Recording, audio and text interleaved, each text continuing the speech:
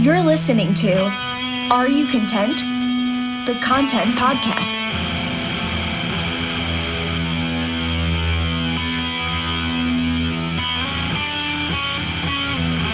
Welcome, everyone, to the inaugural Content Podcast. I'm your host, Sam Negraval, Chief Content Officer of Affordable Content LLC. I just want to say thank you so much for tuning in. I know that all 5 of my friends are listening right now. And also, Matt Hyde, our audio-video editor, who will be gracious enough to edit this podcast. We'll see if I can get through some of this content without messing up too badly. This is really an exercise for me. It's a way to reach new people, reach new audiences, and really branch out the type of content I create. I've been a professional writer since basically the end of 2010, or the beginning of 2010 maybe, or 2011. I forget because I was trying to go to law school at that time, and I didn't. I wound up becoming a professional writer and content creator, and today I work with various companies across multiple industries creating content, whether it's ebooks, press releases, blogs.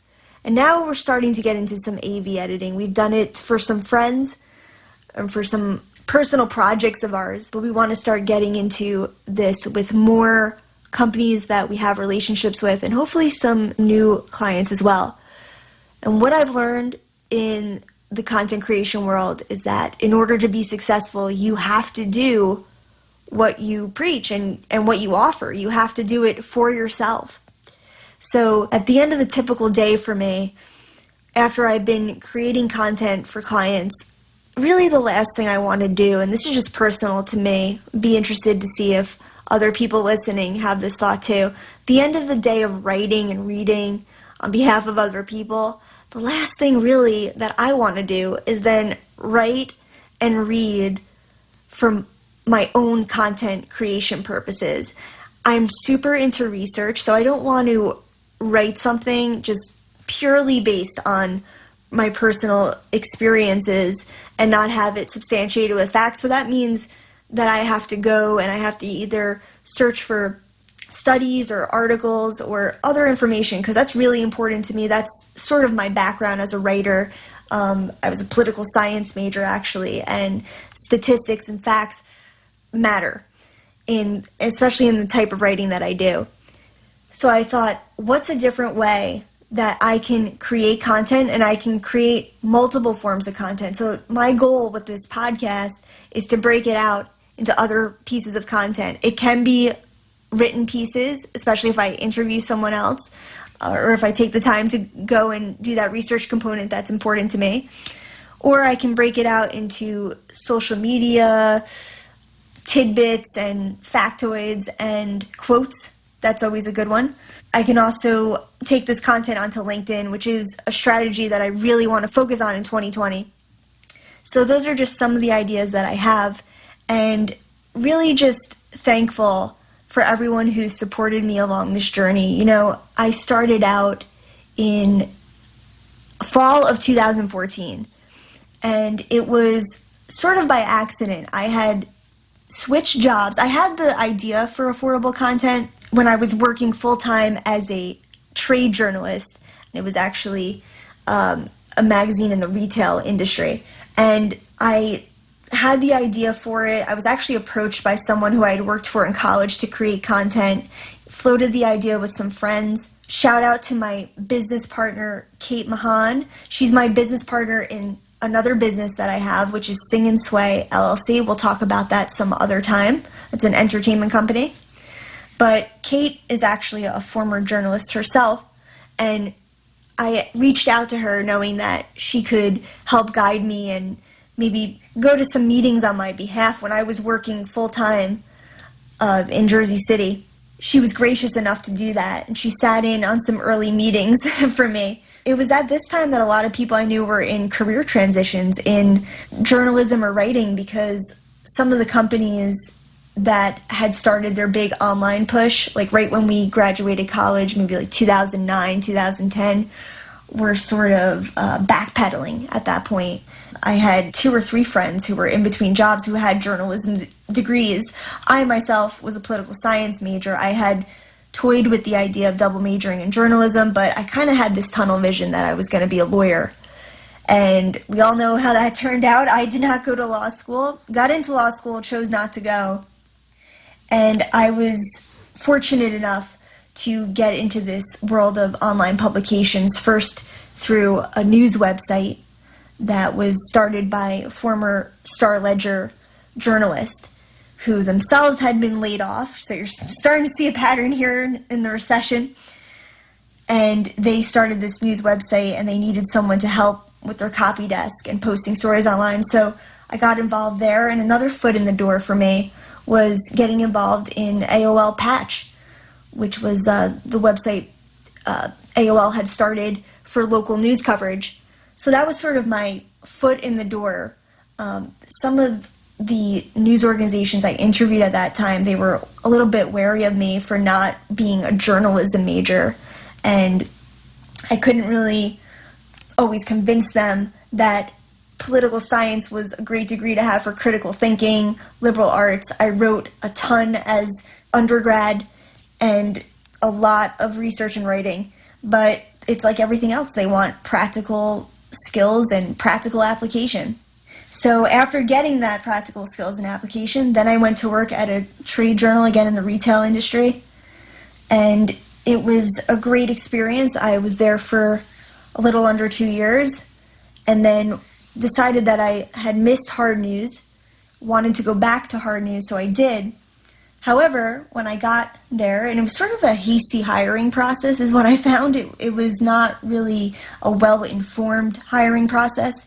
I was contacted by a recruiter, and then I went through like a phone interview. I think a red flag was that I never had an in-person interview, and then bam, I got the job. And all of a sudden I was in their office, and they threw me into this very technical process that they had in programs that I had never worked on before. As a magazine writer, I really just wrote articles for web and print, and any technical issues were handled by someone else, either an art designer. If I had like an IT issue, that was the IT guy. They had opened this content production hub where they were sort of aggregating all of the stories from, I think, the web and putting them into newspaper form.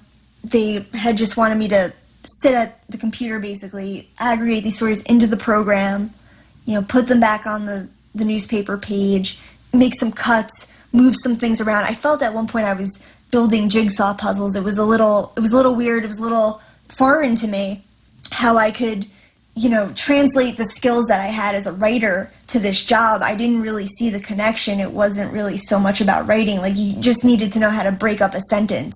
But the creative process of writing and producing content was not a part of this job.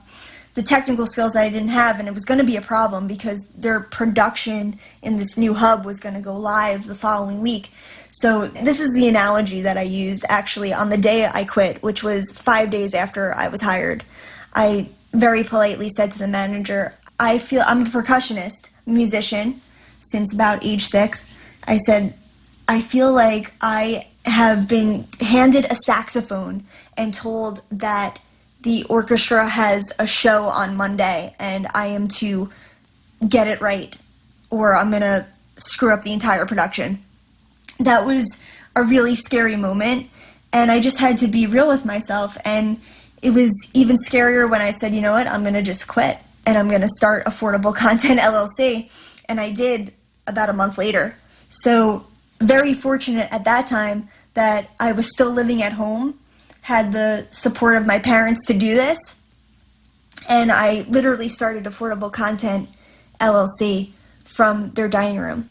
So Affordable Content starts, it's a sole proprietorship, and I couldn't believe it. I had this website, I put it up, I don't know if it was like the same day or the day after, no joke, my phone rings, and it's somebody who's interested in using my service, and I was like, this is unbelievable, and I was like, how did you find out about me?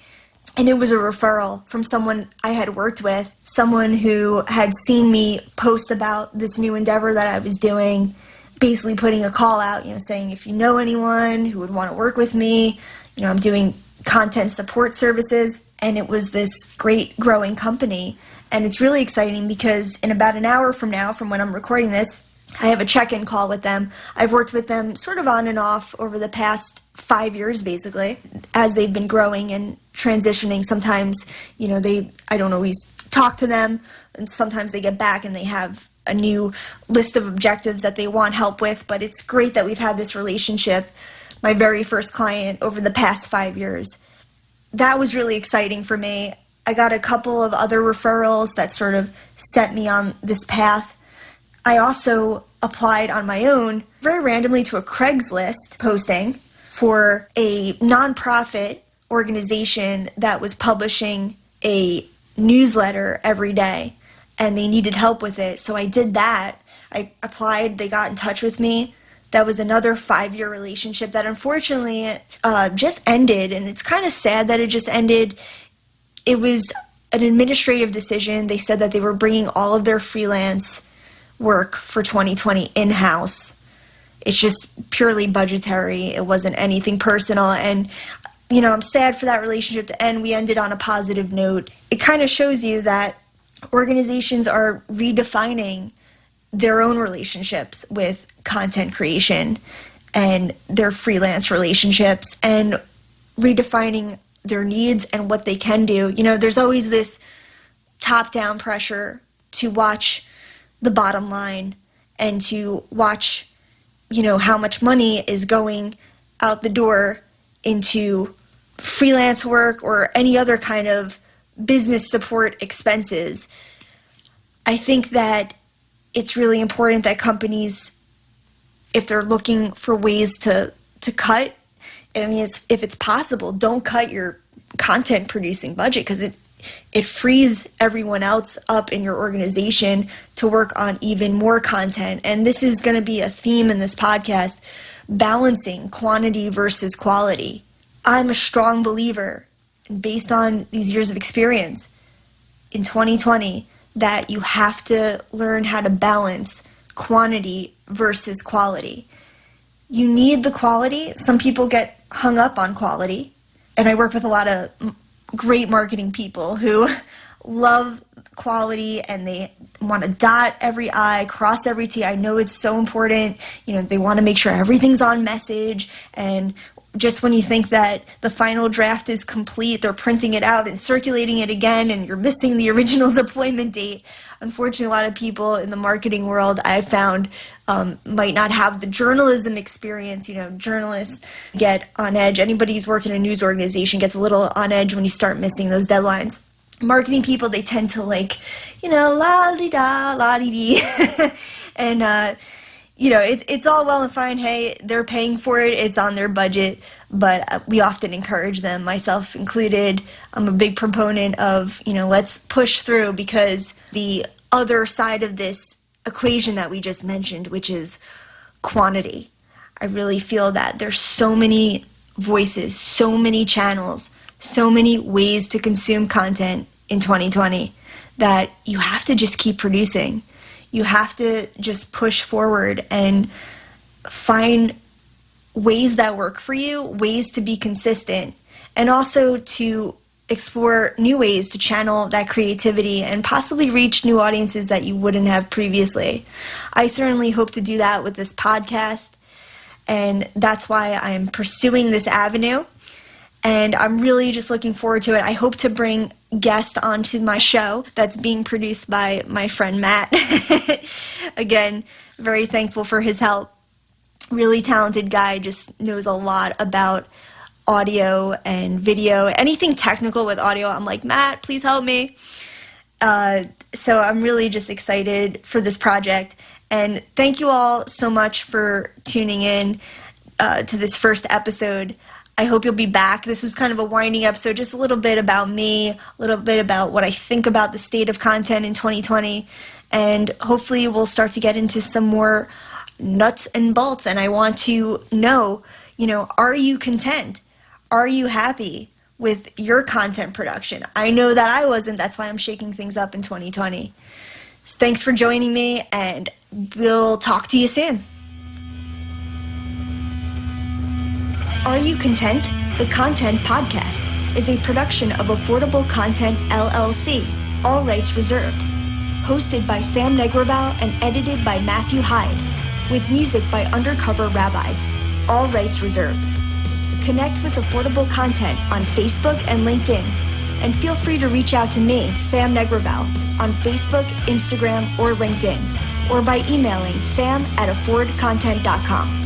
Thank you for listening.